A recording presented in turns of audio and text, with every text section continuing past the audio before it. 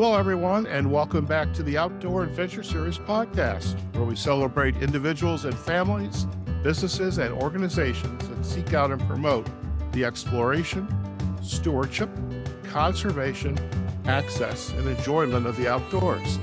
Today's episode is sponsored by our friends at Rock Creek Coffee Roasters, home of small batch, freshly roasted coffee. Now, our guest today is Amy Gulick. She is an outdoor enthusiast, a photographer, and an award-winning author. She has authored 2 books. Her first was Salmon in the Trees, Life in Alaska's Tongass Rainforest, and her current book is The Salmon Way, an Alaska State of Mind. Amy, it is a pleasure to have you on the Outdoor Adventure Series podcast. Welcome. Well, thank you for having me. Fantastic. And I'm really excited to have you. Well, first of all, you and I have been exchanging emails like forever, trying to get a day and a time for the podcast. I know you've just been involved with the launch of your book, but just the way you kind of integrate the two of the imagery of all these photos that you're shooting and also the spoken word, and obviously comes across in your books. And I think it's just a great story. And I'm really looking forward to doing a little bit of a deep dive with you on your background and how did you get into the space. So it's a lot to cover, and we're going to do it in about 30 to 45 minutes, but there's a method to my podcasting madness. But I would love if you could share, first off, a little bit about your background and how you ended up really producing this wonderful work in the outdoors, and perhaps maybe even defining for our listeners, what does the outdoor space mean for you? Okay. So quick and dirty. When I was a kid, I grew up very fortunate in that I was outside all the time. I was one of those feral kids who was running around, climbing trees, dipping my head into ponds, catching frogs, turtles, kind of whatever I could. I was just always outside. But I think a lot of kids of my era and generation, that's how we grew up. And I when I say I'm fortunate, I feel really fortunate that is how I grew up, because I see a lot of kids today that aren't necessarily getting outside nearly as much as I was able to. So I just always loved being outdoors and exploring, and then coming back and sharing my exploits and my adventures with my family and friends. So I think it was kind of that combination of the love for the outdoors and the love of storytelling and sharing stories I just never outgrew any of those things. And so fast forward into my adult life, I went to college, I did the practical thing, I got a business degree, which has actually served me well in what I do now. But that passion for the outdoors and storytelling, it just never left. So in my mid-20s, I had an opportunity to really kind of figure out, okay, what do I really want to do with my life, and how can I make this work? So my passions for storytelling and photography was a way to illustrate my stories. And that photography as a hobby and a passion, that took hold at about age 9. And again, that just never left either. But anyway, so my 20s, I started publishing my work in magazines. And the story started out with, I'd say, kind of an outdoor angle. Again, anything to get myself outdoors, but also to encourage other people to go outdoors. So it could have been a story on like a multi-day canoe trip or scuba diving trip, kind of outdoor adventure stories.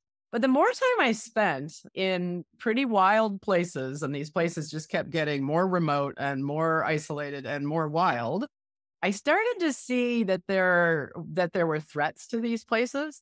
And I'd come back and I'd share my stories. And what I found is that people really wanted to know about this, and whether or not they were ever going to venture to any of these places, it didn't really matter to them. They still cared. And I was kind of surprised by that, because sometimes it's really hard to care about a place or a species unless you're really connected to it, or you've been there, or you're intimately involved somehow. But I found as long as the stories that I came back and were sharing and the images with people were compelling, people cared, and they would care enough to actually do something. And so that really inspired me to continue to tell these stories. It's like, wow, people people will act on whatever it is we need them to do to preserve this endangered species or this place that might be destroyed or something. They will act as long as we can, again, engage them with compelling stories and get them to care. So I think that's really what drives me is the storytelling, sharing it, and inspiring people to do something. Perfect. And we're definitely going to do a little bit more of a dive in some of those points that you've just shared. But I am curious if we could circle back almost to the beginning. Where did you grow up? Oh, I grew up in Illinois, kind of farm country, right on the edge of kind of suburbia, like Chicago suburb, and then farmland. I mean, Okay. I would jog in cornfields, and there were still patches of forest and wonderful nature preserves very close by. But the other thing, even if I wasn't kind of out in a forest preserve, there was a vacant lot like right next to me, and that lot alone was like that was my wilderness as a Okay. kid. And the adventures I had in that vacant lot and the places I went were, I think I might as well have gone around the world. And I think that's another thing that drives me is just the power of our imagination is so strong. And I think our imagination really comes to life and our creativity really comes to life when we're in an outdoor space, or at least for me, it does. But I've also seen this in other people. If they can kind of get away from the distractions and the stresses of the modern world and really just kind of sink back into a natural rhythm, which is what the outdoors allows us all to do, it's pretty cool to watch people's imagination run wild. Okay. I love the fact that you shared you grew up in a suburb of Illinois. And I can imagine, I lived in Chicago half my life. Ugh. And I remember when I moved there in the early 90s, going out to what I think was suburbs of Naperville or Barrington, and they were still cornfields and doing the 60-mile bike rides. It seemed like such a long way to go, but now it's like you get in the car and you're there in hopefully a half hour Chicago traffic. But I was a little bit taken aback that when you had said the suburbs, because when you first shared a little bit about your background, you talked about looking under rocks and putting your head in ponds and looking for frogs and flowers and other wildlife. And I would not have equated that to the Chicagoland area. Now I know there's nature preserves, so that also was hidden in the vault somewhere. It just came back to me. So where did you end up? Well, going then to school, like for your degree, for your job, future job. Mm, yeah. Went to Purdue University. And I got both my undergrad and my master's degree in business there. Oh, okay. Now, as you were growing up, in addition to just outside your back door, the vacant lot, the nature preserves, was your family into the outdoor activities? Because you mentioned a lot of different sports, and I think you have to have a family that's really attuned to just getting out there and having fun and adventure, and you take the kids with you. Oh, yes. I'm very fortunate in that regard, too. Both of my parents were avid birders. Okay. We had bird feeders around the house. So that was always being pointed out to me, which was great. Or I was just exposed to that. My dad was a landscape architect. So Uh, the way that he looked at the land and looked at a landscape, and he was one of those landscape architects that was really trying to just take what was already there, take the natural landscape and adapt a home or some kind of development into the natural landscape as opposed to tearing it all down and creating something artificial. So the way he looked at a landscape, I was exposed to a lot of areas that had yet to be developed. And then my mom was an artist as well. So again, I grew up in a very creative household, okay. which you just assume everybody grows up the way you do. But I realize again how fortunate I am. Our family vacations were camping, skiing, always outdoors. No matter what we were doing, we were outdoors. And I feel incredibly fortunate to have Okay. grown up. Because without that exposure, I don't know. I don't know if I would have, if my love for birds, which is so strong now, I mean, I can see where that came from. Yeah. that seed that gets, and then just that, and then that creative side too, just being encouraged to always express yourself in however way you want to express yourself.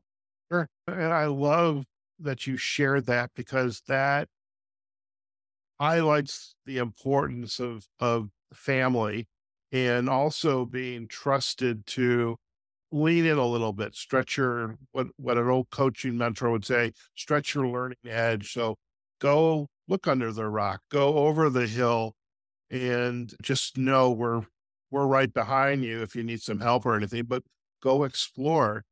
And you also learn a little bit of the, I would call it the no fear. Like you probably perhaps have been skiing as long as you can remember. And for me, I learned in my mid adult. So if I go on a, was it green, blue, black? If I go on a green run, I'm a happy guy. But because as an adult, we learned the fear then, being a little scared. And it's like, whereas a kid, it's like, I'm all in. And I love that. When did your creativity, your productive work, whether it was writing a poem, writing a short story, taking a photo, when did that really start to take hold further, which ultimately is going to define the work that you do today? I, if I had to point to a moment, I think that would be tough because I think I think that spark was always there. And I think it just got more and more refined Mhm. the more time and focus and dedication I began to give it. I do remember though, this was kind of a turning point maybe for me. So I was publishing my work in magazines that started out kind of more outdoor recreation, natural history, started going more towards kind of a conservation angle. And then at some point I realized that magazine stories, while I love doing them and I still do them today, they had a short shelf life. The magazine would be out for a month or Mhm. so. So short shelf life. And they could be powerful, certainly. But I started to see that if I was going to really get into something deeper and spend more time and try to have more of an impact, I probably needed to pursue a project that was going to allow me to do that. And so I started to look towards creating a book Okay. because I thought, okay, a book has a longer shelf life. Books can last years. And you can also give a book to a decision maker. You can actually get it into their hands. It's something physical and tactile that they can touch. And if I've done my job right, if the cover is compelling and the title grabs them and the book just has it just feels important. Sometimes that decision maker doesn't even have to crack the spine, but we've already gotten their attention with that book. And so for me, that was a turning point as far as, okay, if I really want my work to make as great of an impact as it can, what tool do I need to create to do that? And that's when I started looking more towards books. And books, of course, take much longer Mhm. to produce, but what a journey. I had no idea just like what a journey my first book and of course the second book as well. But that first book was such a journey. Mhm. It wasn't even so much the end product that you end up creating that can then have an impact, but it's everything you're learning along the way and all the people that you're meeting and the places that you're going. Just talk about an adventure. Sure. So I'm curious, as you segued from writing articles to the books themselves have Alaska there and the salmon fishing very much as a very strong reference point. Whereas your articles, and if you look on your website, and for our listeners, you're going to have a link to Amy's website, you've been to some amazing places. And so one of the things I'm curious about is where does that idea for that work, the magazine work, the article work come from? Is it you heard a story, an anecdote, you saw a photo and you say, hey, I want to go experience this and then write a story? Or do you write the story and then say, oh, I need some photos for this? How did that all begin to get assembled? Because I guess we'll just stop there because I think there's a similar question I would ask. when you got to the books? Yeah. I think there's various endpoints, I guess, but lately, I would say for a lot of I write a regular column for Outdoor Photographer magazine, and I think what I love about that column, even though it's for a photography magazine, it's not really about photography. It's not like it's not a how to. It's not how to make an image or how to tell a story. It's not that at all. It's more the why. Why are we doing this at all? Why are we outdoors to begin with? Why do we care? What inspires us? What motivates us? What moves us? So for that column, because that's a regular column, I'm always having to come up with ideas. And what I really like to do for that column is I just go somewhere that I really want to go. And then I just let the story come to me when I'm there. That's one approach that I have. And I love it because that's, again, I'm outdoors. I'm where I'm most alive. I'm where I'm happy and where I really like to be. And it's amazing what just inspires you when you're in that physical space as well as that mental space. And it always happens. The story just comes, and it's sparked.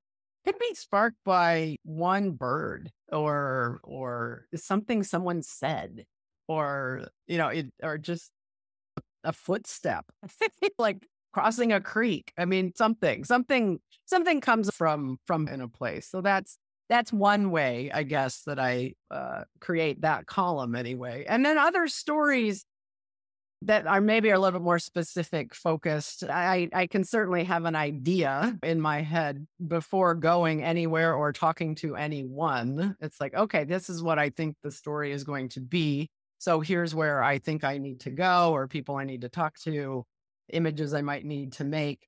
So I'll kind of go into a story with more of an idea of what I think the story is before I'm even there. But something I've learned along the way with that approach can work for sure. But I've found that if I go into a story with a really narrow focus, sometimes I miss what the real story is, like once I actually get there. So Sure. I think I've learned to kind of, go in with an intention and kind of a rough idea of what you think it is you're pursuing here, but be open. Let that imagination and that creativity really come out, because if you're not open to what's going on around you, you might miss something that's so much more powerful than what you really thought the story was. Sure. So that's an in as well. Okay. Now, I am curious, in the interviews that I have had with other members of the Outdoor Writers Association of America and other professionals like in the conservation stewardship space, their focus has been either the hunt, the activity, creation of the book, the writing. And what I find is interesting from your sharing today is there's actually two components going on. There's the photography component and there's the writing component. And so so maybe you've shared it. Maybe we need to go a little deeper, but how do you serve both of those desires to create the best possible piece? Because you not only have to be a fantastic photographer in the moment, but you also have to, as you said, slow down, experience whatever it is you're experiencing, and also listening to the conversation so that you can remember to write the piece when you get back. I'm curious how you handle that. The honest answer, I have no idea. When I'm out there, if I'm doing both, then I'm usually books, I'm definitely doing both. I'm doing the photography, I'm doing the writing. And I would say those are kind of different parts of the brain and different processes. And it can be really frustrating. But what I've really learned, it's like, okay, when I'm actually out there, if I'm in Alaska, if I'm on a salmon stream, if I'm on a fishing boat, like wherever I am, probably the most important thing in the moment is making the photographs, because I don't get to go back and do those again. So that's kind of, if I have to prioritize something, that's what it is. But when I'm making the photographs, I'm also thinking, what what is the story? Like, what's the most important thing going on right now? Mhm. And how can I capture that in an image? And then kind of in the back of my head, just kind of remember this moment. And the photographs definitely helped me remember exactly what was going on and what was going through my head. And then and you know what I found too is when you're actually telling a story, it's good to have some time in between when you have the experience and then when you actually have to sit down and write the story. Because at least for me it is like because I find like my brain is it's percolating. It's kind of assimilating all of those experiences and everything I saw, people I talked to, whatever happened in front of me. And so as time goes by, it percolates and you can actually kind of boil it all down and get at the essence of a story and tell the story. So Wendell Berry, one of my favorite nature writers, he was a farmer. He would always say, and I always think about this when I'm overwhelmed and I'm frustrated and it's like, oh, how am I gonna tell this story with all the stuff that happened and all these wonderful things and how am I going to boil it down? And Wendell Berry always, and I like that he uses this analogy because he is a farmer. He said, here's what a story is. You reach your hand into a grain elevator and you pull and think of a grain elevator and how big that is and how many grains, of wheat, let's say, are in there. And you pull out a handful of grain and you open your palm and a lot of it sifts through and falls to the ground. And whatever's left in your hand, that's your story. God. And I think about that a lot when I have to distill because that's exactly what any writer is going to be doing. And photographer too. I might take 10,000 images and I have 200 that can go into a book. How on earth do I distill 10,000 images into 200 or 5 years of incredible experiences into 30,000 words in a book and make a compelling book out of that? So I think it's the creative process that and for me, the photographs and the words they work together and they're complementing each other. I think it would be horrible for me to just do the photographs for a book or just do the writing. And because I just don't see how you could like mesh like say wonderful experiences with someone else's photographs or incredible photographs that you shot and then somebody else's words who wasn't even there experiencing what you photographed. It happens all the time. I mean, we see this in articles and books as well. But I don't, again, I feel very fortunate to be able to mesh both of those things because to me, they're both very strong tools in the whole storytelling process. I love it. I love it. Speaking of storytelling process, when you wrote your first book, Salmon in the Trees, Life in Alaska's Tongass Rainforest, how did that book come about? What was the spark for you that said, there's a book here. I want to do this. I'm interested in this topic.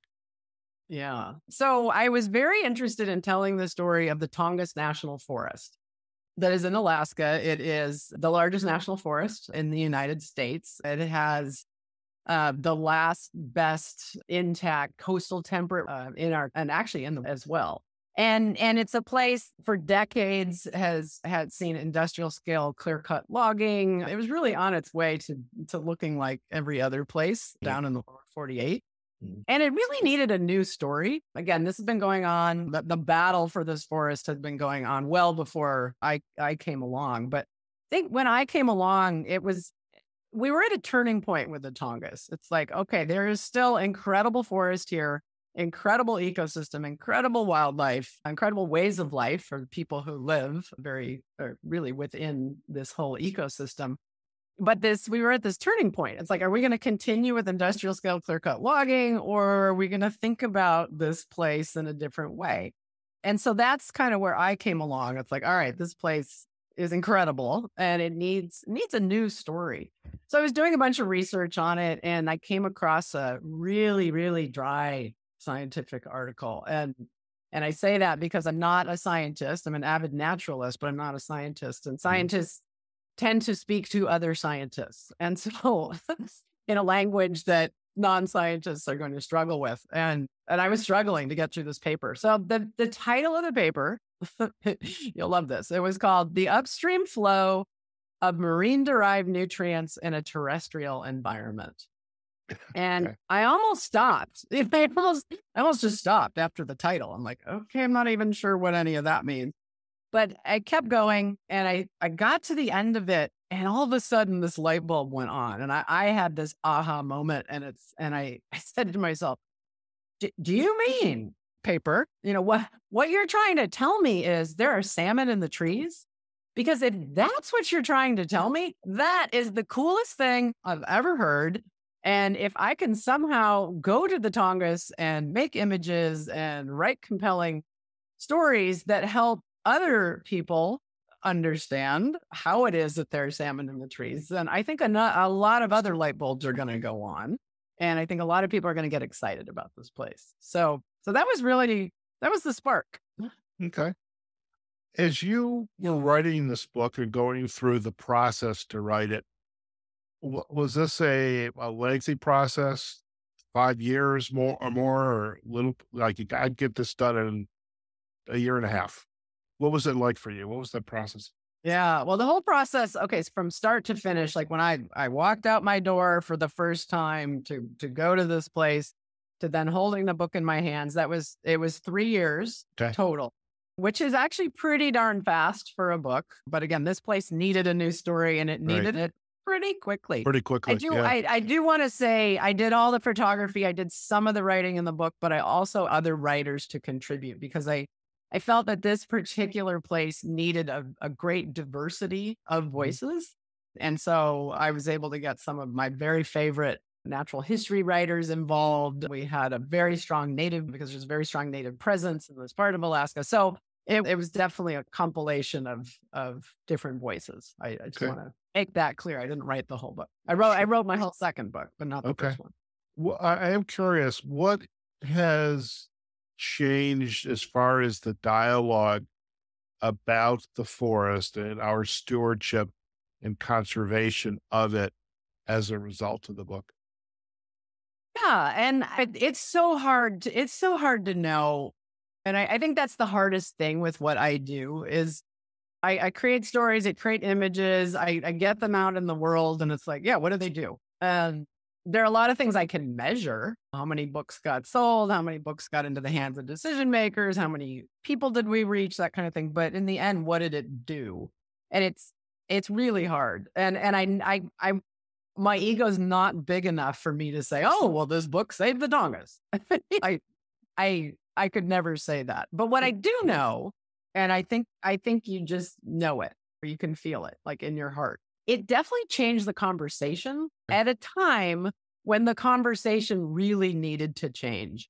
The book, it really took off in this part of Alaska as well as outside of Alaska. And so much so that I ended up partnering with the U.S. Forest Service, who manages the Tongass National Forest and who for 5 decades had managed it as a timber first forest. Mm-hmm. Conversations were shifting within the Forest Service, and they loved the book, and we ended up launching a big tour around the Tongass area. We went to 6 different communities. I did book readings and book signings. We also made a big exhibit based on images from and stories from the book. And we traveled this exhibit, again, in partnership with the Forest Service and some other nonprofit groups all throughout the Tongass. And so I don't know if I'll go so far as to say, but I know during the tour, we had a lot of radio advertising going on, and salmon in the trees, just that term alone, it's such an unexpected title and term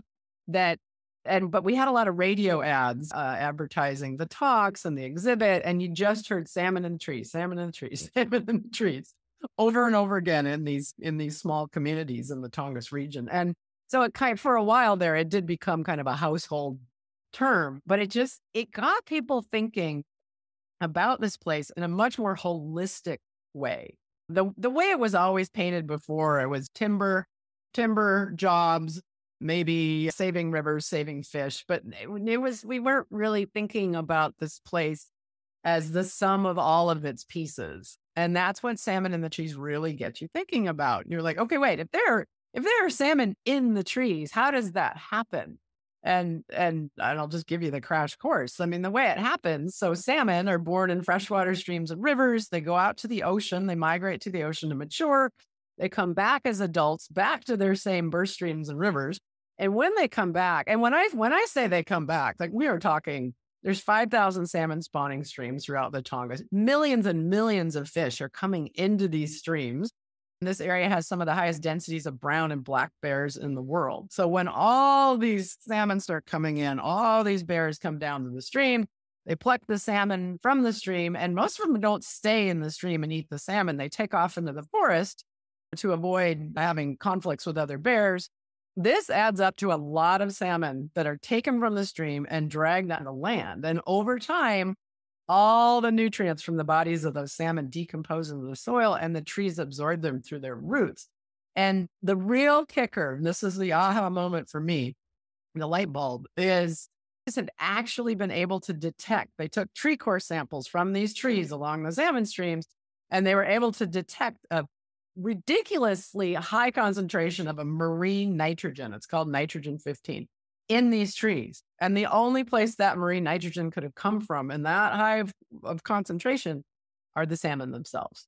So there really are salmon in the trees. And so when you understand that remarkable connection, your brain just starts it's spinning. And it's like, okay, if there's salmon in the trees and we start cutting down the trees, how does that affect the fish? How does it affect the bears? If we overfish, if we take too many, or we dam the streams and the fish can't get up and spawn, how does that affect the forests? How does it affect the bears? How does it affect the people, who rely on this ecosystem intact? So and then that's what I love about this particular book. It's like salmon in the trees. That's all you have to say and explain that connection. And then people get what an ecosystem is and how vital it is that all those pieces are intact. I can definitely picture in my mind a speaking event where you're at and the community showing up to hear you present, perhaps to do some readings, have a Q&A session. And as you alluded to in one of the pieces you shared with us, it's just their eyes opening up like, oh my God, I didn't realize that. Yep. And been here all my life and I didn't know that. I love that. So it's not lost on me that salmon and the culture around this fish are so intertwined with the culture in Alaska. And how did the Salmon Way in Alaska State of Mind, how did that book come about for you? So that book was spawned, pun intended. I get it. Remember, I am a writer. I do like words. Okay. That one was spawned from the first one, from Salmon in the Trees. So Salmon in the Trees focused on a particular geographic region of Alaska. And it's a region, it's as big as the size of West Virginia, but only 70,000 people live throughout that whole place. And so in very small communities, and I was able to travel to a lot of these different communities and meet with people. And what really struck me was all these communities are pretty different from one another. They just have different personalities. They just feel different. The people there are different. But the one thing that they all had in common was salmon. When you started talking about salmon, it's like you were now speaking a common language among all of these communities. And I was very struck by that and how salmon built these communities and really tied these communities together. And so I got very curious. This is the trait, I think, of a storyteller is you're always very curious. I got very curious. I'm like, okay, if salmon are this important to Southeast Alaska, this Tongass region, are they this important in other parts of the state where there are salmon and very different ecosystems? And so that was the motivation then for the Salmon Way. It's like, all right, I'm going to go to all these different, very different geographic regions throughout the state. And I'm going to try and meet with a great diversity of who all have relationships with salmon, but they're all pretty different from one another. And I'm just going to see how important are salmon to people. And so the question I asked didn't matter where I went and who I met with. So I met with Alaska Native people. I met with commercial fishermen. I met with sport fishermen. Got just a great diversity of people. But I asked them all the same question. Tell me about your relationship with salmon and what does salmon mean to you? Mhm. Um, and so that was really the spark for the second one. So the second was much more people centric, but yet how are people living in relationship to a wild fish and where the fish lives? Okay. No, I love it. I love it. And I know I've consumed some really good salmon from Alaska, but I'm sure the stories and that journey of the fish and how helps the community survive and then some is an even much more exciting story.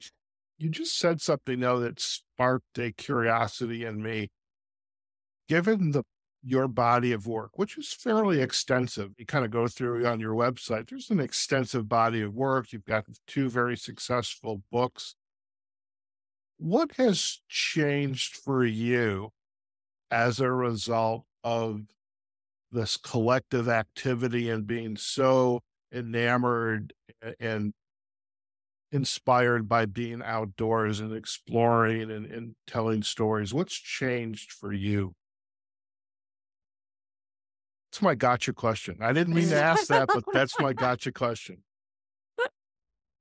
I think I think I've been doing this long enough that yeah, I can look back. And in the beginning of publishing, I think it was just kind of a thrill to be published, right? And maybe see your name as a byline or something like that. But I have to say that that thrill wears off quickly, which is fine, and I'm glad it did. I think that was a little bit more ego driven at the beginning, and and again, it was just okay. I just want to publish anything, right?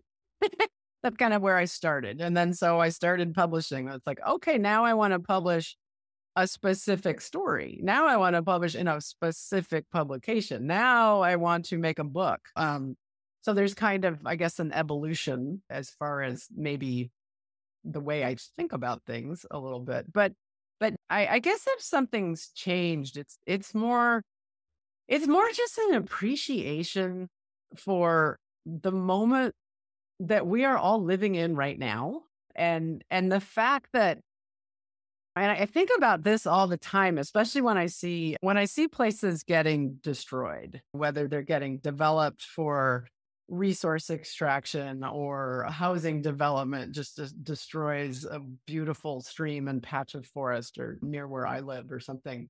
And I get a little bummed out when I see that because I guess I'm so close to these things and I understand how important it is to have a functioning, healthy ecosystem wherever we are, and that the whole planet has to, in order for us to live here and live on it, the whole planet has to be pretty healthy.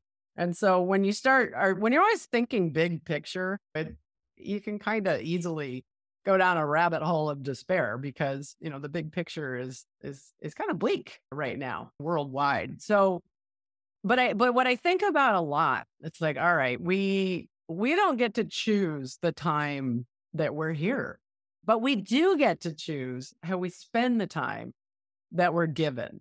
And Right. so it's really made me appreciate just the moment that we're all living in and what's here and the state that it's in for better or worse, but to really find the good and find what is still working and help people understand the joy of the outdoors and what is working and the hope and the inspiration that by the more we all know, maybe the more we will all care, and the more we'll care, maybe the more we're actually going to do something for the better. So I I think if that's what's changed, it's just kind of maybe the way I view the world in the moment we're all in.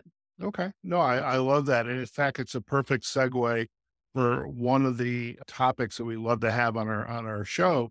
It's called the Insight to Go. So before we share all your social sites, what final insight would you like to share with our audience about your work, whether it's a quote, a book, an article? God knows you've written a lot of them.